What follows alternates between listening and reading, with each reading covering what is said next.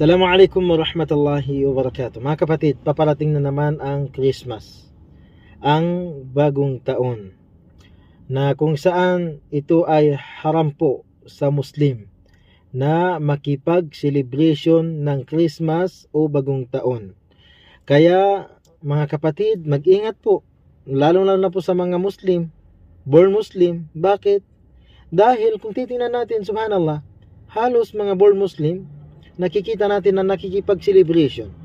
Yung mga bagong yakap sa pananampalatayang Islam, sila pa yung halos naghahanap ng paraan upang sila ay hindi makasali, makipaghalubilo sa celebration na yun. Mga kapatid, wag natin kakaligtaan ang hadith ng Propeta Muhammad sallallahu alaihi wasallam na sinabi niya na man tashabbaha biqaumin fahuwa minhum.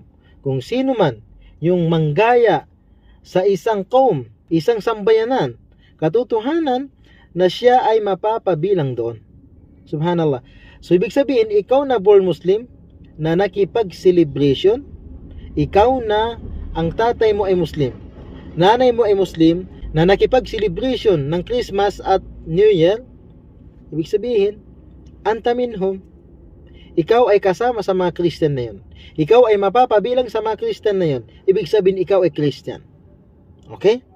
So, masakit man, pero iwasan natin upang hindi tayo mapabilang doon sa mga Kristyan na yon, dahil yun yung sinabi ng Propeta Muhammad sallallahu alaihi wasallam.